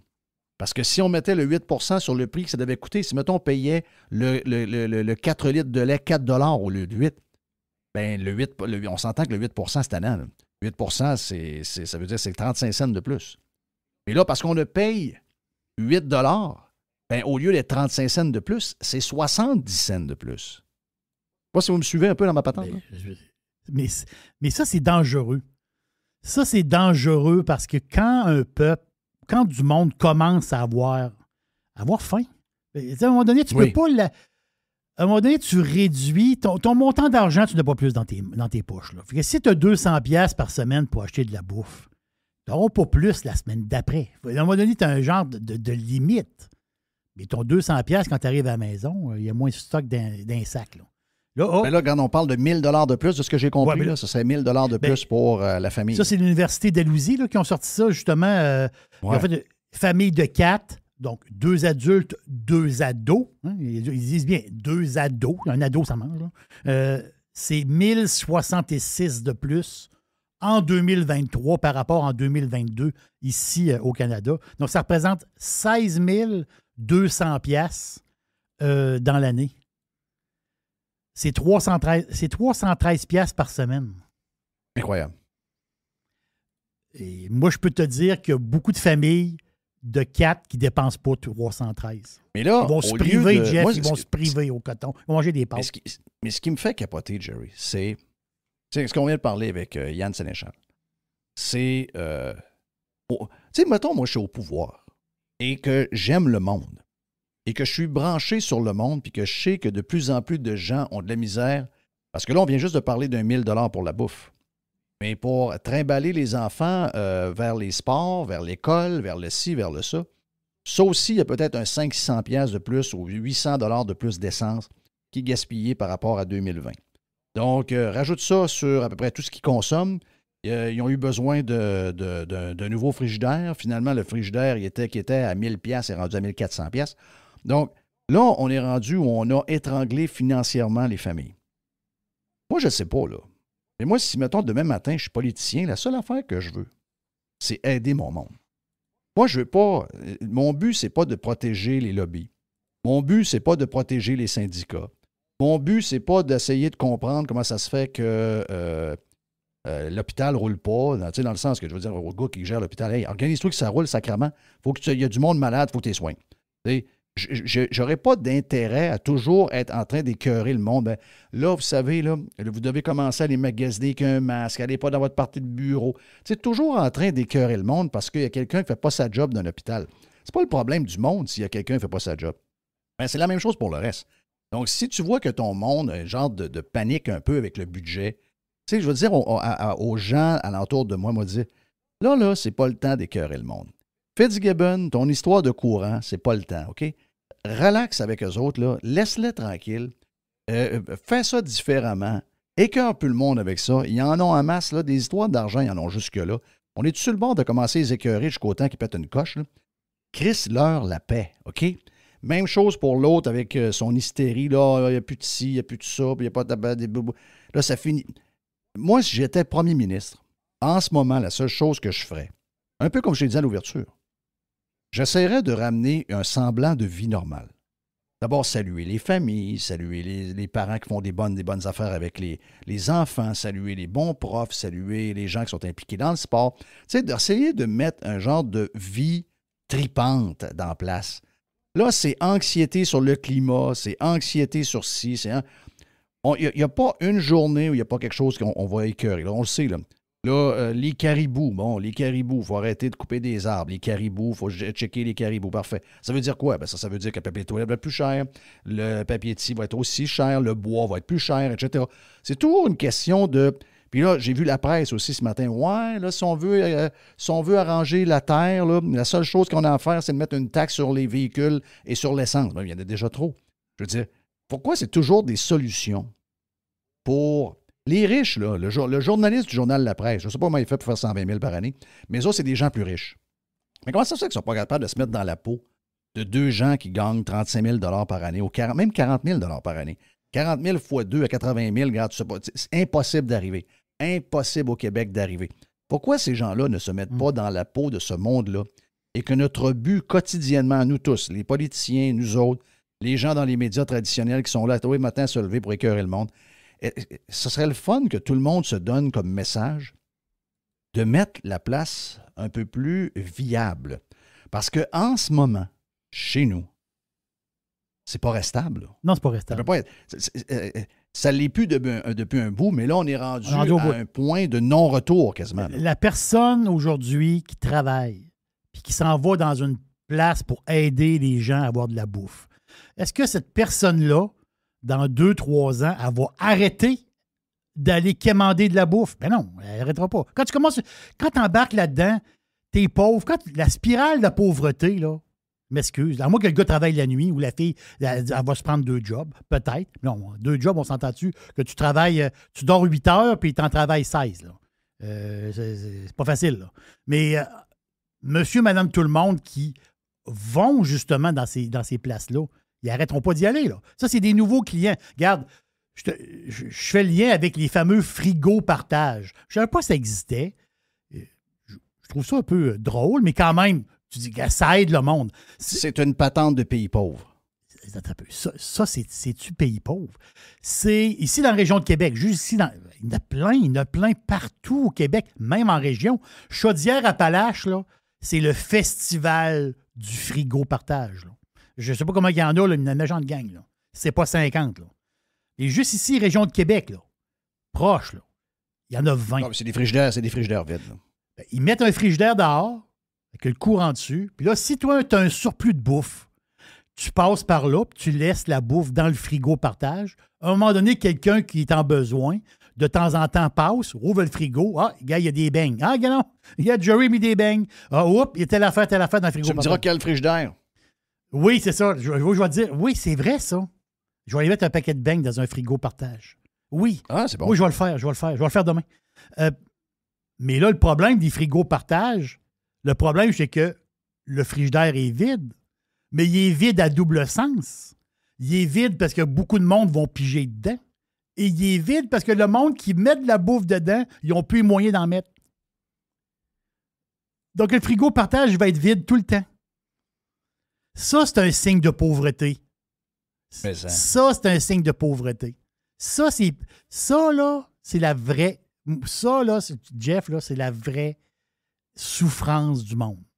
Du monde qui travaille, puis il faut qu'il quémande. Quand tu travailles, tu ne quémandes pas. Tu as la fierté de ton travail puis de ta paye, puis tu es capable d'en vivre, puis tu es capable d'en vivre. Là, tu travailles, puis tu quémandes. Ça ressemble pas mal à de l'esclavage, là. Mais ça. C'est triste. Hey, t'avais-tu d'autres choses dans la boîte? Je vois le temps passer, puis je t'ai volé pas mal de temps, là. Je m'excuse, des fois, j'ai des disciplines de même. Mais tu parlais de Costco tantôt, j'ai un petit clin d'œil. Boursicotage. Boursicotage, c'est c'est pas fun. très M. Costco, là. Je sais que ta fille essaie de t'introduire un peu oui, Costco. ma fille, elle travaille fort. Elle travaille fort pour que... Ma fille, elle adore Costco. Vraiment. C'est une fan, on va le dire. Puis c'est drôle parce que ça vient pas de moi, là. Okay? Ça vient pas de moi, OK? Tu l'as jamais été, en fait. Non, je ne l'ai jamais été. Mais l'article est intéressant dans Yahoo Finance. Parce que Costco, c'est la compagnie de l'année. Parce que les autres, ils prennent toujours une compagnie. C'est Yahoo Finance USA. Là. Ils disent Costco, c'est la compagnie de l'année. Donc, quelle compagnie qu'on devrait y investir de l'argent? C'est pas moi qui le dis, c'est Yahoo Finance. Donc, en ce moment, l'action de Costco, on tourne aux alentours de 480 $ ou dans ce coin-là. Mais là, les analystes disent, la grande firme Cowen de New York, ils disent, nous autres, notre prix cible, quand même, est de 650 $ l'action pour 2023. Donc, c'est un genre de 30 % si je fais le calcul vite dans ma tête. Donc, ça veut dire que Costco, là, c'est l'espèce de compagnie chouchou, si on peut dire, pour l'année 2023. Puis c'est drôle parce qu'ils disent pourquoi que c'est cette compagnie-là qui est très chouchou. Bien, justement, on parle des... C'est marqué dans l'article, ça ne vient pas de moi. On parle des fanatiques Costco, donc du monde qui sont vraiment des fans puis qui vont y aller tout le temps.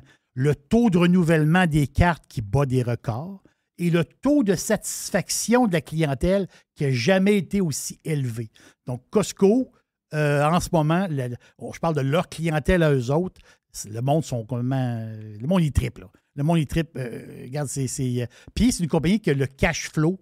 Présentement, c'est quoi? C'est presque 7 milliards et demi de cash flow. Donc, ils ont de l'argent. C'est sûr que c'est une firme qui n'a pas beaucoup de dividendes, mais ça va venir, il paraît. Là. Donc, le chouchou de l'année, la compagnie pour 2023, c'est Costco. J'ai trouvé ça sur Yahoo Finance. Article intéressant. Une dernière pour la route, mon ami Jerry. Une dernière pour la route. J'ai une patente américaine. Mais ça vaut la... Si un jour vous passez par Memphis, Elvis, je sais que le monde qui s'en va dans le Tennessee, des fois, ils évitent Memphis, puis ils s'en vont faire la fiesta ailleurs. Mais je veux dire, à Memphis, il y a une bâtisse, il y a comme une grosse pyramide. Je ne connaissais pas cette bâtisse-là. C'est comme un capoté. Comme la pyramide qui est à Sainte-Foy, là, mais plus grosse. Là. Grosse pyramide. Là. Cette pyramide-là, c'est la place où ce que les Grizzlies jouaient dans le basketball. Grizzlies, ils étaient à Vancouver. Ils ont déménagé à Memphis. Ils ont joué là 2 ans. C'est 2 ou 3 ans. Après ça, ils ont eu le stade eux autres. Le stade qui s'appelle aujourd'hui, je pense que c'est FedEx Forum. Mais la bâtisse, la pyramide, Jeff, aujourd'hui, c'est un hôtel. Un hôtel, je veux dire. L'hôtel, c'est comment sauter, là. Sauter ben raide. C'est le Wall Street Journal qui en fait quasiment... il y a un article intéressant. C'est sauter. Imaginez-vous, hôtel... Imaginez-vous, ici à Québec, immense hôtel, puis à travers l'hôtel, les chambres, la vie, t'es dans un La Tulipe. Tu sais, on sait que La Tulipe, les magasins, comment ils sont extraordinaires. Tu sais, La Tulipe, il y a du stock, ça déborde. Mais imaginez-vous la même chose. La Tulipe, là, 10 fois La Tulipe, dans un hôtel. Donc, les chambres, il y a quoi, 100 quelques chambres dans cet hôtel-là, qui s'appelle le Big Cypress Lodge. Les gens qui sont là sont dans un Bass Pro Shop. Ouais. Tu vis, puis tu manges, parce que l'hôtel, il y a des restaurants, mais tout est relié à Bass Pro Shop. Tu te promènes dans l'hôtel, tu es à travers les racks. Là. Tu vis à travers les racks. C'est comme sauter. C'est un concept complètement flyé. Il y a du monde là. Avoir des chambres là, puis ça c'est dispendieux. Et mon feeling, c'est que c'est zéro woke. Non, il y a zéro woke, là. D'après moi, on est dans Carey le country. Carey Price, il adore... Tiger Price serait très bien là. Price, c'est sûr que s'il va à Memphis, il couche là. C'est complètement sauté. En tout cas, ça s'appelle Big Cypress Lodge. Allez voir ça, vous allez voir. Vous allez capoter. Bass Pro Shop dans l'hôtel. Regarde, pour moi, c'est comme du jamais vu parce qu'ils ont comme mixé deux affaires ensemble, mais ça marche au bout. OK, on est prêt pour le prochain quart d'heure, ce qui sera la poubelle à Jeff, ici même sur Radio Pirate Live. Faites partie de l'invasion. JeffDion.com. Juste du bon stock. Every hour. Du bon stock. RadioPirate.com. Get pirate or get out. La poubelle à Jeff. Youhou! La poubelle à Jeff. C'est ma poubelle. Yeah! À Jeff. Non, c'est pas, j'ai pas le bon à Jeff comme mon ami Mr. White. Hey, je vous donne une petite nouvelle vite de même pour commencer la poubelle à Jeff. Je viens d'avoir ça dans le genre de petite enveloppe sympathique. C'est dans l'intranet de la ville de Québec. Donc, les employés maintenant vont pouvoir avoir un email à la ville de Québec sans... tu sais, il n'y aura pas de il, elle. Donc, ils vont pouvoir rajouter leur il, elle ou yel dans la signature de leur courriel. C'est pour les employés municipaux de la Ville de Québec. Donc, je vais vous lire la note à l'interne. Soucieuse d'adopter les bonnes pratiques de la reconnaissance de la diversité sexuelle et de la pluralité des genres, la Ville de Québec permet désormais l'ajout des pronoms d'identification il, elle ou yel dans la signature courriel des employés municipaux. Le pronom choisi peut être indiqué entre parenthèses après le prénom et le nom. Il doit être écrit en français. Yel a été choisi comme pronom neutre pour les personnes non binaires car il est inscrit dans le dictionnaire Robert depuis 2021. Consultez le modèle de signature courriel mis à jour. Ça a été envoyé à tous les employés de la Ville de Québec et les employés de la Ville de Québec pourront maintenant avoir un email avec leur nom et leur pronom plutôt, dans une parenthèse dans leur... C'est incroyable, je veux dire. Quand on vous dit que... Et ça part... Je veux juste vous donner une affaire. C'est que ce que je viens de vous lire là, et c'est pour ça que le combat est très important. Le combat est de... Il faut absolument intensifier la guerre contre les médias traditionnels. Parce que malheureusement, les organisations qui viraillent alentour de nous autres et les corporations qui viraillent alentour de nous sont encore impressionnés par le média traditionnel. Je ne sais pas pour quelle raison, mais ce qui se passe dans les médias infecte beaucoup et les affecte également d'une certaine mesure toutes les grandes compagnies, incluant les compagnies qui sont des compagnies étrangères. On n'a peut-être pas peut-être pas, je dirais, la force d'aller jusqu'à bien loin, bien plus loin que le Québec, mais restons ici. Et ça inclut également toutes les organisations gouvernementales, entre autres. Si on attaque les médias sur le wokisme et toute leur folie de commencer à prendre les marginaux et de changer le monde dans lequel on a grandi, dans le monde que nous aimions il n'y a pas longtemps et qui est devenu un monde complètement sauté sur le crinque, il faut d'abord taper sur ceux qui en font la promotion et qui vont frapper, eux autres, de leur côté, sur ceux qui vont se tenir debout face à ce changement de valeur que la société vient de vivre à une vitesse incroyable. C'est la vitesse de lumière qui vient de se passer. La ville de Québec, c'est une ville de sauté là, depuis plusieurs années, avec un maire complètement au bout de sa chaîne. Et là, maintenant, vous avez quelqu'un qui est un genre de gars un peu bizarre, qu'on ne connaissait pas parce que malheureusement, les organisations municipales n'ont pas à nous dire qui ils sont. Ailleurs, en tout cas dans bien des endroits du monde, dans des pays organisés, vous savez que le maire, le candidat à la mairie qui se présente, il est à côté sur les démocrates. Vous allez savoir qu'il est à côté sur les républicains. Vous allez savoir de où il vient. Nous, chez nous, on crée des genres de partis un peu loufoques qui ne tiennent pas la route et qui, souvent, même le nom du gars qui est à la mairie. Ça veut dire, équipe La Baume, c'est quand même un peu spécial comme parti politique. On sait que ça ne peut pas toffer bien longtemps. Et ça fait ce que ça fait. Ça fait qu'on va élire des gens qui sont carrément des gens qu'on ne se doutait pas pantoute, qui étaient des méga anxieux, des méga woke, des gens qui sont en train de scraper le monde dans lequel on a grandi, les valeurs qu'on aime. Et ce qu'on vient de voir là, c'est de la folie pure. C'est de la folie pure. Qu'est-ce qu'on a comme pouvoir? On ne peut pas bien s'attaquer à la ville. C'est des gens, c'est des grandes organisations sans cœur.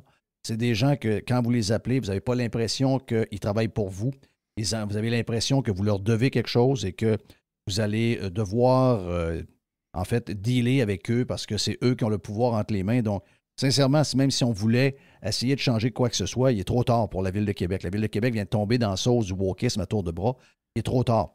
Le seul moyen, c'est que ces gens-là capotent quand il y a des mauvaises manchettes, quand il y a des affaires qui... Ça, ils n'aiment pas ça. Parce qu'ils le font en ce moment. Parce que c'est un peu à la mode d'être woke, alors que la majorité des gens trouvent que c'est complètement sauté. Eux autres, ils ont l'impression que c'est la mode parce qu'eux, ils pensent que ce qu'il y a dans les médias, ce qu'ils voient dans les sites Internet des grands médias, ils pensent que c'est accepté par à peu près tout le monde.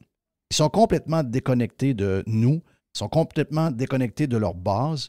Donc, sur qui on doit frapper pour qu'ils arrêtent de faire semblant que nous vivons dans le monde dans lequel eux aiment être, c'est nous, on doit... Et une des choses que vous devez faire, moi je vous le dis, là, une des choses que vous devez faire, c'est... Tu sais, je vois beaucoup de monde qui sont anti-TVA et anti-LCN qui, finalement, l'écoutent pas mal. On met des vidéos. Moi, ça me sert. Tu sais, je suis content un peu d'avoir des espions qui nous racontent un peu ce qui se passe. Parce qu'on aime voir la folie en direct, on aime propager le vidéo, mais je vous dis, quand vous faites ça, vous tombez dans le panneau. Donc, si vous êtes capable de vous désabonner, je sais que pour les postes de base, c'est impossible, mais si vous êtes capable de couper le câble, c'est quelque chose à faire. Donc, coupez le câble, parce que, tu sais, je voyais en fin de semaine, il y avait des gens qui disaient « Ah, nous, on est des acteurs d'Hollywood, mais on est en train de décrocher des médias sociaux. C'est trop capoté, il y a trop d'adversité, il y a trop de commentaires désobligeants, etc. Donc, on s'en sert pour la promotion, mais on essaie de débarquer des médias sociaux. » Bon point. Mais je vous dirais qu'une des choses à faire, c'est effectivement de débarquer des médias traditionnels. C'est la meilleure chose.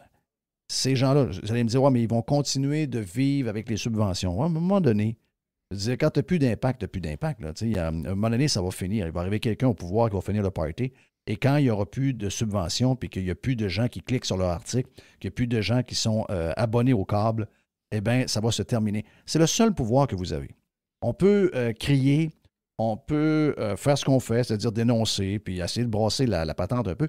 La réalité, c'est qu'ils n'haïssent pas ça. Ils n'haïssent pas ça parce qu'on est en train de leur donner un peu de temps, on est en train de leur donner de la notoriété plus que finalement, il aurait dû en avoir. Donc, ils ont un genre de sourire en coin quand ils nous voient aller. La meilleure chose à faire, c'est de ne pas cliquer sur les articles. Jamais cliquer sur les articles. De ne pas regarder les vidéos qui sont streamées parce que tout est géré en fonction du nombre de... Et aussi de couper le câble. Vous devez maintenant... Ça fait combien de temps que tu es plus avec le câble, ça fait Jerry? 8 ans, bon 8 ans, là, facile. Mr. White, quelques années également. Je vous dirais que moi, j'ai joint la parade cet été. Donc, puis savez-vous quoi? Je vis très bien. Je vis très, très, très, très bien. Je me suis également désabonné de toutes les patentes. J'ai enlevé mes applications. Avant, j'avais les applications de journal. Ben, il y a pas oui, il y en avait une. J'avais TVA qui envoyait des notifications. Il y avait la presse. J'avais un paquet de petites affaires de même. J'avais Radio-Canada. Donc, je sais que Radio-Canada, ça ne changera rien. C'est financé par le... Mais c'est pas grave. Il y a quelqu'un, à un moment donné, qui va voir qu'il n'y a plus personne qui s'intéresse à ça. On regarde les codes d'écoute qu'ils ont. Tu te dis, my God, comment ils sont capables encore de produire ça? Mais, tu sais, dans le fond, c'est qu'il ne se passe absolument rien, même s'ils produisent de quoi. Il n'y a pas de réaction. Les gens ne sont pas là. Donc, ça, c'est un début de fin. À un moment donné, ça va finir pour vrai. Donc, c'est la seule manière. Parce que, sérieusement, si on continue à leur donner du pouvoir, ces gens-là vont continuer à aller à l'opposé de vos valeurs. Ils vont continuer à vous vendre. Puis moi, regarde, je veux juste être bien clair. Là. Les gens vivent comme ils veulent. Les gens prennent le pronom qu'ils veulent. Les gens couchent avec qui ils veulent. Les gens peuvent se dire, ben moi, je suis à la naissance un gars et je pense que je suis devenu une fille. I don't care. Ça, c'est pas de mes affaires à moi. Mais que ce soit introduit comme si c'était officiel dans la société, c'est en train de briser complètement la base de notre civilisation. On est en train de complètement fucker nos valeurs. Et ça, ben, ça va juste mal finir. Puis je sais qu'il y en a qui capotent avec l'autre extrême, c'est-à-dire des sociétés, on a vu toutes les histoires sur le Qatar, mais allons moins loin que le Qatar, allons juste en Russie, où la Russie nous a dit, via l'ambassade russe il y a quelques jours, eh bien, nous, en Russie, ce qui nous plaît, c'est la famille, un père, une mère, des enfants. Ça, c'est un peu saucé, mais voyez-vous que quand on va énormément à l'extrême de l'autre côté, eh bien, ceux qui sont dans l'autre extrême sont en train de se réveiller et de dire, « Hey, regardez, nous, ils ont quasiment l'air plus sympathiques à dire des choses comme ça, alors que, entre vous et moi, c'est complètement arriéré. Mais... de donner des droits à certains groupes plus marginaux. À un moment donné, on a comme vu qu'on en avait donné, mais là, on est comme en train de l'échapper complètement et c'est en train de briser ce qui nous reste de notre société, ce qui reste de nos valeurs un peu plus traditionnelles. Comme dirait le gars de la presse, Marc Casvi, des valeurs de mon oncle. Mais si vous y tenez, vous êtes dans la poubelle à Jeff, et si je vous le dis, si vous y tenez, vous devez faire cet effort-là. Vous devez. Puis le temps des fêtes, c'est un bon temps pour le faire. Donc, dans le temps des fêtes, commencez à penser à vous désabonner du câble. Donc, vous ne leur donnez plus le 50 cents ou le 60 parce que les canaux les plus importants dans votre abonnement, ils reçoivent de l'argent. OK? Donc, c'est comme ça qu'ils se financent.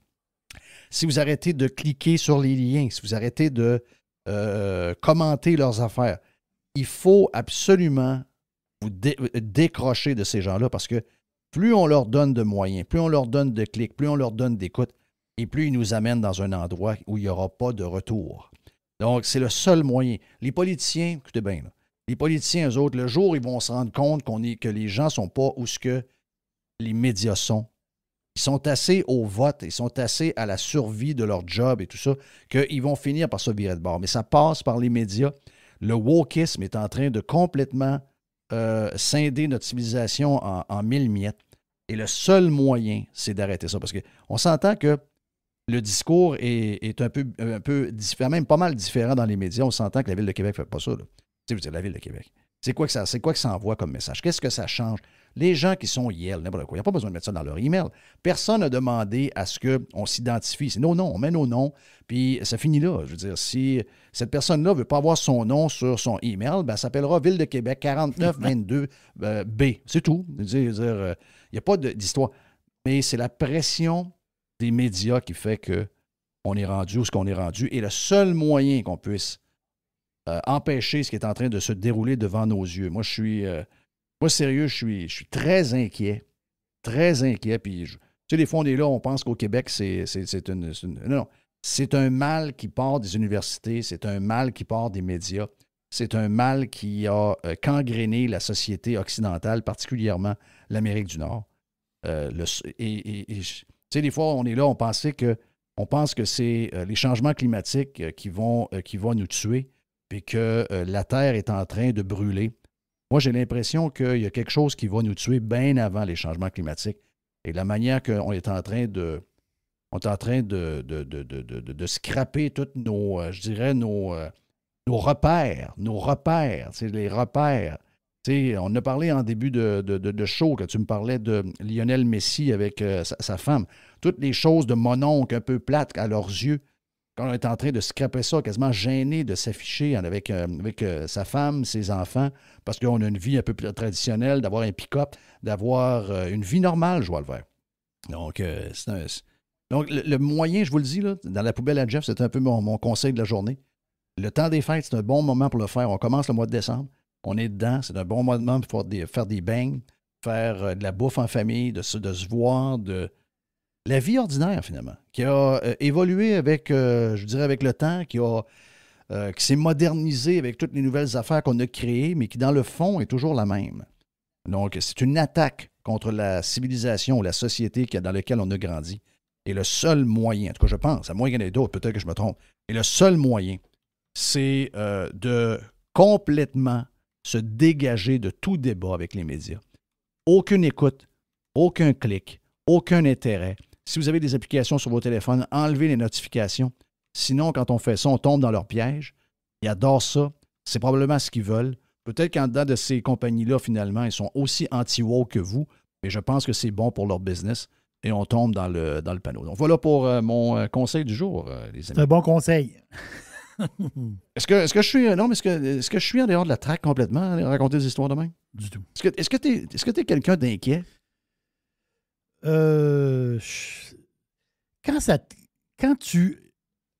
Quand t'enlèves l'humain de l'humain, là, moi, c'est ça qui m'inquiète. On est des humains, puis on n'est pas des numéros. On est des humains, puis on est quelqu'un. On est des individus. On a une identité. On vient de quelque part. Et c'est ça la beauté de tous les humains sur Terre. Parce que chaque humain, il y a une histoire. Chaque humain vient de quelque part. Puis il y a des choses à raconter, puis il y a un être, en fait, de compte. On est tous... Et quand tu veux, comme... On dirait qu'on est comme rendu juste comme des numéros. Tu sais? Oui. C'est pas... Ouais, mais on dirait aussi que c'est comme une pièce de théâtre. Oui. Tu sais, je veux dire, on est tous dans le faux. T'sais, moi, là, je veux pas que quelqu'un qui est un homme, qui a envie d'avoir une robe, je veux pas l'empêcher d'avoir sa robe. Je veux pas l'empêcher de se maquiller. Je veux pas l'empêcher qu'il ait la vie que lui oui, mais moi, veut la avoir. personne qui est Yel, là, moi, je veux pas l'appeler Yel. Moi, je veux l'appeler par son prénom. Donc, toi, tu as un prénom, tu as un nom, tu as un prénom, tu as un nom. Mais ça peut être. T'as un nom. Tu peux être un gars qui s'appelle Marie, mais ça me dérange pas. Mais c'est quoi ton nom à toi? C'est quoi? Ouais, mais il y a un certain moment donné aussi que moi, dans ma permission, il y a un moment où on peut arrêter de jouer, là.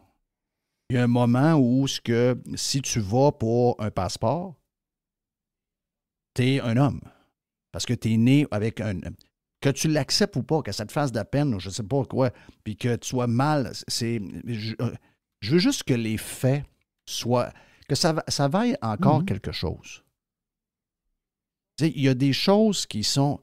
On peut s'amuser, on peut avoir du plaisir 23 heures sur 24.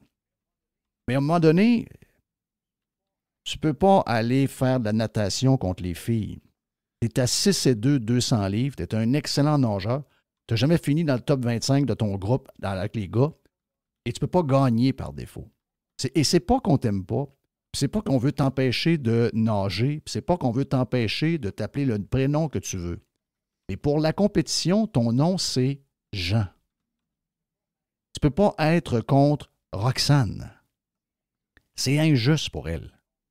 Donc, Est-ce qu'on est encore capable de dire ça? Est-ce que c'est dangereux? Si c'est dangereux maintenant de dire ça, notre civilisation est finie. Si on n'est plus capable de dire qu'un cheval blanc est blanc, on est fucké, on est fini. Mais ça vient d'où? Énormément des écoles, énormément des universités, repris par les médias qui sont bourrés de gens un peu fuckés qui arrivent de l'université. Ces gens-là sont manipulent les gens après ça. Donc, c'est une roue qui n'arrête pas de tourner et qui fait qu'on défocus sur c'est quoi la vie normale. Donc, mon point est juste ça, c'est que moi, je pense que le temps des fêtes est le fun. C'est les bangs, c'est la famille, c'est Lionel Messi, c'est un paquet d'affaires bien le fun. Mais il faut juste revenir aux choses de base. Puis, les gens sont heureux. Regarde, hey, tu sais, moi, on a des pirates gays. Et les pirates gays m'écrivent. Je pense que les pirates gays, je pense que c'est eux autres les plus anti-woke que j'ai. C'est sûr. Eux autres, là, eux autres, c'est bien clair, là. Pour ces gens-là, là, c'est comme si eux autres avaient toute leur bataille, avaient été amenés à une place où ce que finalement, ils se disent, mais voyons, c'est vers où est-ce qu'on a amené ça? C'est pas ça qui. Le but n'était pas ça au départ. Là. Le but n'était pas de fucker la patente au complet. Donc, ça me fait toujours rire de voir ça parce que quand ces gens-là nous donnent des commentaires, on dirait que c'est eux autres que ça choque le plus, alors qu'ils ne sont peut-être même pas des fois impliqués à 100% dans ce que nous, on parle de plus traditionnel, puis qu'eux autres, des fois, eux-mêmes se sentent un peu différents, puis alors qu'ils ne le sont pas du tout, puis que toutes ces affaires-là ont été acceptées depuis longtemps. Mais, regarde, c'est un gros thinking du temps des fêtes. Qu'est-ce que je peux faire pour changer la patente? Qu'est-ce que je peux faire? Il n'y a pas grand-chose. On est vraiment sans pouvoir, ou presque. Le seul pouvoir qu'on a, c'est celui-là. Hey, mon nom est Jeff Fillion. Voilà pour aujourd'hui. Voilà pour Radio Pirate Live. On vous rappelle qu'on a Radio Pirate Prime qui sera produit après Radio Pirate Live, exceptionnellement. Yes. Mon nom est Jeff Fillion. On se reparle demain pour Radio Pirate Live. Bonne journée, bon lundi.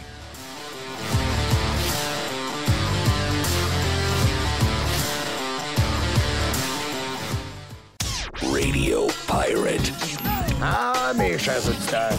Radio Pirate.